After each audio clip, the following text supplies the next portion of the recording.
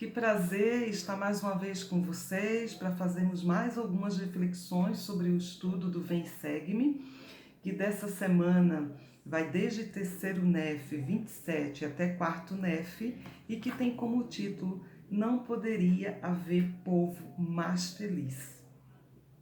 Antes de começar comentando, sobre o estudo, eu gostaria de agradecer imensamente todo o carinho de vocês, todas as mensagens de incentivo. Quando eu comecei a gravar os vídeos, assim que veio a pandemia, a ideia era disponibilizar o vídeo para os membros da minha ala, já que eu sou professora do Vem Segue-me, e na minha dificuldade de subir os vídeos, porque ficavam muito pesados, então acabaram me sugerindo que eu gravasse e fizesse um canal no YouTube. Eu estava com um pouquinho de vergonha, confesso, a princípio, mas foi uma experiência maravilhosa, tem sido essa experiência maravilhosa. Eu gostaria, inclusive, de agradecer, todas as mensagens, todo o apoio, e dizer que foi uma oportunidade de conhecer, também de reencontrar muita gente querida. Eu reencontrei pessoas que eu tive a oportunidade de ensinar na missão, antigos companheiros e companheiras de missão, muita gente de Recife, da minha cidade natal, e tantas outras pessoas que eu só tenho realmente a agradecer por essa oportunidade, por poder compartilhar o Evangelho, e eu espero que de alguma maneira eu possa estar ajudando.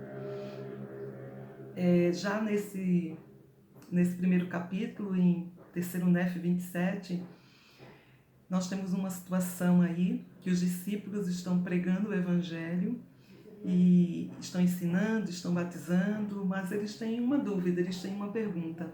E eles começam a orar e jejuar, para saber a resposta. E eles perguntam ao Senhor qual deveria ser o nome da igreja dele.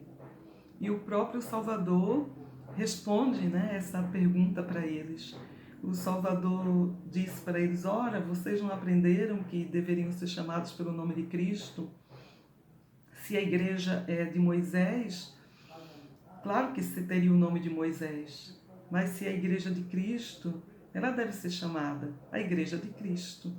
Então, ele disse, que a igreja dele teria o nome dele e não nenhum outro.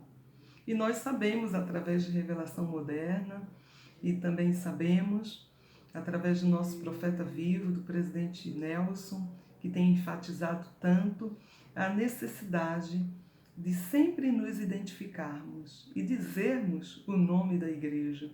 O nome da igreja, a princípio, pode parecer muito grande, principalmente para quem nunca ouviu falar, ou para aqueles que não estão acostumados, parece que você perde um pouco o fôlego, Mas quando você começa a entender porque é tão essencial esse nome, ele faz todo sentido. Então, a igreja de Jesus Cristo, é primeiro que a gente precisa entender que não é mais uma igreja, mas é a igreja. É um artigo definido, é a igreja. E de quem é essa igreja? É de Cristo. Ou seja, ele tem a posse dessa igreja, ele tem todo o poder, ele tem toda a autoridade sobre ela. Interessante ainda que ele estende essa autoridade. A igreja de Jesus Cristo dos santos é também a igreja dos santos. E quem são os santos? Os santos somos todos nós, membros da igreja de Cristo. Não significa que somos perfeitos. Não somos. Nós somos pessoas que fizemos convênios e estamos buscando ser melhores, crescer, progredir nesse caminho, de retorno à presença do nosso Pai Celestial. Então, um santo é um seguidor.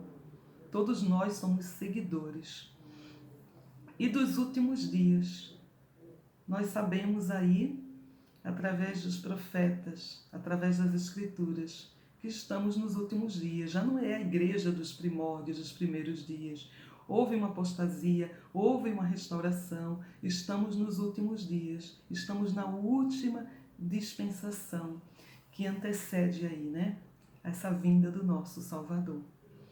Então, é um privilégio sermos membros da verdadeira Igreja de Jesus Cristo. E que possamos realmente falar o nome da igreja, né? E divulgar esse nome com a convicção que ela realmente é a igreja do nosso Salvador. E o que é interessante é que depois ele faz uma distinção. Ele diz assim, que essa igreja deveria estar alicerçada no evangelho dele. Então, nós podemos perceber que existe uma diferença entre igreja e evangelho. Todos nós já ouvimos aquela expressão, sentado dos últimos dias, ou banco de igreja não salva ninguém. E quando nós usamos essas expressões, geralmente nos referimos a uma pessoa que não está ali em sintonia com o Evangelho, que parece que não está havendo mudança na vida dela ou que ela não pratica o que é ensinado. Então o Salvador diz que essa igreja deve estar alicerçada no Evangelho. Por quê? O que é que provoca essa mudança em alguém? A verdadeira conversão, ela vem através do Evangelho. É o Evangelho que vai provocar essa mudança de comportamento.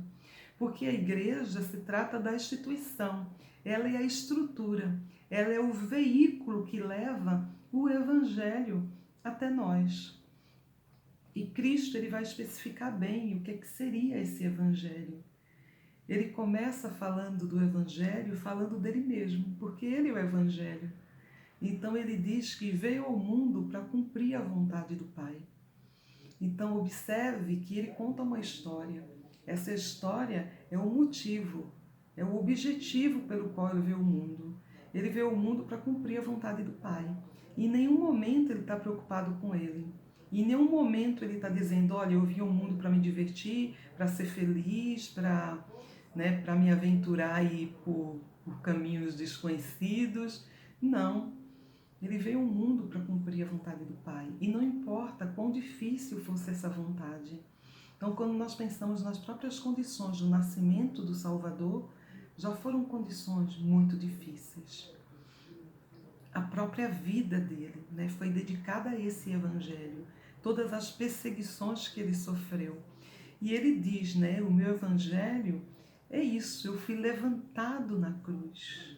O mundo foi testemunha da morte de Cristo, da expiação de Cristo. Ele foi julgado.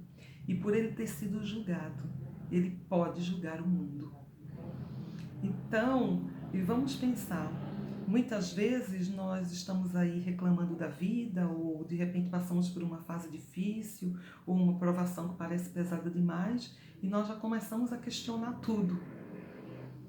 E aí nós precisamos nos colocar no lugar do Senhor, que veio ao mundo e com um propósito, com um objetivo muito específico, e ele sabia qual era. Nós não podemos esquecer a nossa missão nessa terra. Nós também não podemos esquecer que temos uma missão a cumprir. E o Salvador, ele veio inteiramente se doando. Ele era esse evangelho. Ele foi puro amor. E graças à expiação dele, a todo o sacrifício que ele fez por nós, nós poderemos um dia herdar essas mansões celestiais. Mas aí ele continua falando que é o evangelho dele, porque nós temos a nossa parte, nós precisamos fazer a nossa parte. E ele fala que o evangelho dele é fé, é a fé nele. É essa fé que leva a uma mudança, porque quando você realmente acredita em algo, você vai viver de acordo com aquela fé. Essa fé que leva a um arrependimento para a remissão dos pecados, e um arrependimento que vai ser aí constante. Ele fala o batismo por imersão. Então, nesse batismo, simbolicamente, quando você é batizado ali, você vai lá, imergir nas águas, simbolicamente, seus erros vão ficar no passado, eles serão apagados. Não significa que você não vai cometer outros erros, mas significa a sua disposição de querer mudar, de se arrepender e de levar uma vida mais digna. E aí ele fala ainda sobre o Espírito Santo para a santificação. Através do Espírito Santo nós podemos nos santificar, nós podemos nos purificar, podemos melhorar. E ele fala sobre o perseverar até o fim, sobre o continuar. Então, olha só, como a igreja não é um clube, né, para você ir ali que você frequenta por temporada. O evangelho, você não vive aí quando é conveniente para você. Mas o evangelho é para ser vivido de forma constante, sempre. Então, Cristo nos ensinou, né, que através do evangelho dele, nós podemos um dia voltar à presença do nosso Pai Celestial, viver com eles e ter as nossas vestes purificadas, limpas. Então, que nós possamos realmente, né, fazer jus a todo esse sacrifício que pede tão pouco de nós.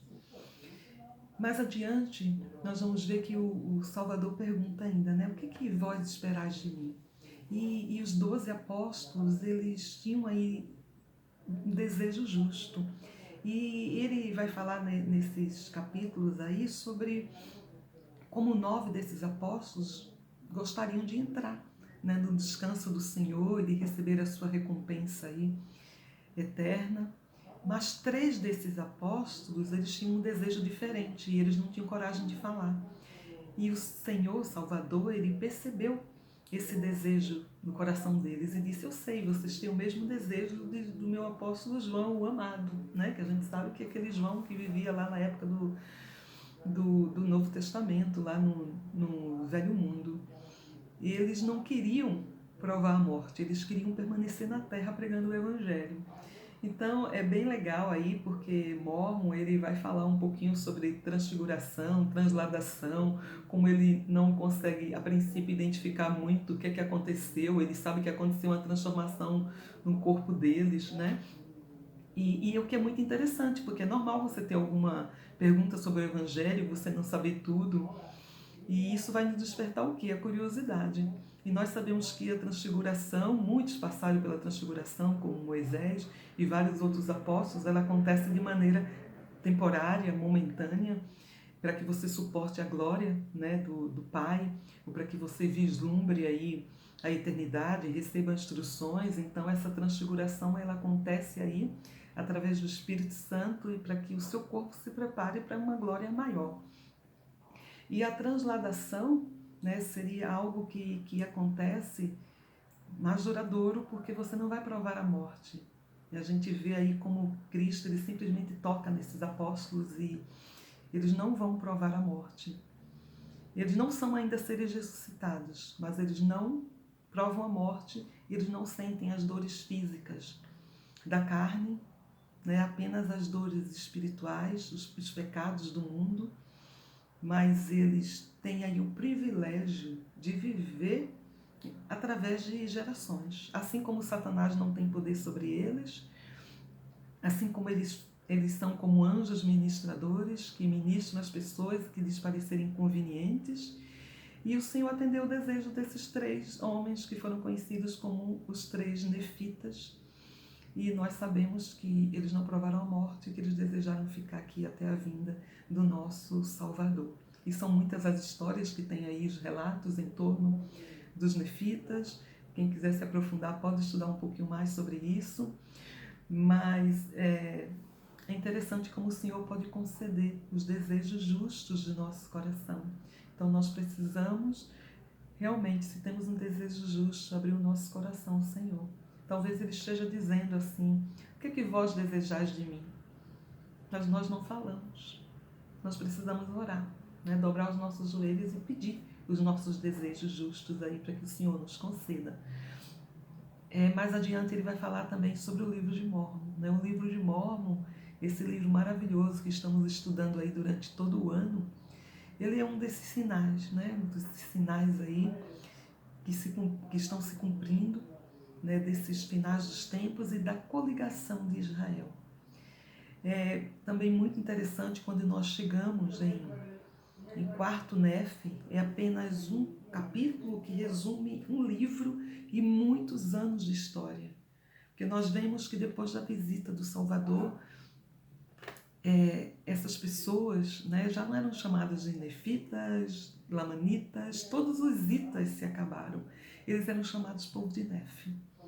E a Escritura diz que não houve povo mais feliz, porque eles eram uno de coração, porque eles pensavam no seu próximo, eles se multiplicaram, eles prosperaram, eles viviam os mandamentos, eles eram humildes, eles eram a Sião, né? Tal como a gente pode dizer que foi o povo aí de Enoque, né? Eles eram Sião, uno de coração. Então esse povo, eles eram como uma Sião, eles viviam como uma Sião, não havia pobres entre eles, todos eles se ajudavam e eles eram realmente felizes. Mas o que é interessante é que passado 200 anos nesse estado de união, de felicidade, de tendo Deus ali no coração, apareceu uma parte do povo que começou a se denominar como lamanitas. Ora, eles nem eram mais descendentes de lamanitas, mas eles remetiam lá os filhos de Leí, Lamã e Lemuel, a rebeldia, eles queriam ser lamanitas. E eles começaram a se dividir, começaram a atrair aí pessoas que seguiam o que eles ensinavam. O povo também havia prosperado muito, e por prosperar veio o orgulho. Novamente aquele velho conhecido, você começa a se achar superior e melhor que as pessoas. Nessa fase, eles começaram a criar outras igrejas com o objetivo de obter lucro. Eles começaram também a dividir as pessoas, aí a gente vê a desunião. Eles também começaram a dividir-se em classes. E aí eles começaram a voltar às práticas antigas, secretas, às combinações secretas, aos ladrões de Gandianton. E aí a gente vê como uma sociedade que por 200 anos prosperou, se tornou uma Sião, declinou a tal ponto de ir para o fundo do poço. Muito cuidado, porque às vezes acontece a mesma coisa na nossa vida. Nós passamos aí por épocas de calmaria, estamos vivendo um momento espiritual maravilhoso e de repente não percebemos como determinadas influências entram na nossa vida e de repente a gente deixa de viver o Evangelho e aí a gente se afasta do Evangelho, né, e a gente fica a anos-luz. Às vezes uma pessoa pode estar na igreja de corpo presente e estar afastada do Evangelho, por não estar vivendo aquilo que aprendeu, os ensinamentos. Então, o que nós possamos pensar, pode parecer difícil pensar numa Sião. Todas as pessoas pensando na mesma coisa, sem haver pobres, ajudando-se uns aos outros. Isso como sociedade para nós hoje pode parecer muito difícil numa sociedade que está cada vez mais individualista, mais egoísta, mas nós precisamos pensar que a Sião ela pode começar por mim. Qual é a minha parte? Qual a minha contribuição? Será que eu contribuo para que no mundo haja menos indiferença? Será que eu contribuo para o sucesso do meu próximo? Será que eu sou daquele que apoia os meus amigos? Que tipo de pessoa sou eu? Será que eu alivio a dor de outro? Será que eu ministro as pessoas? Então a Sião, ela começa por mim, ela começa na minha casa, ela começa na minha família. E aí sim a gente consegue mudar e influenciar o mundo. Sou grata por esse evangelho. Não havia povo mais feliz, porque eles viviam os mandamentos, porque eles viviam a essência do evangelho. Nós também podemos ser felizes e brigar para o mundo através de viver esses ensinamentos de Cristo. Em nome de Jesus Cristo, amém.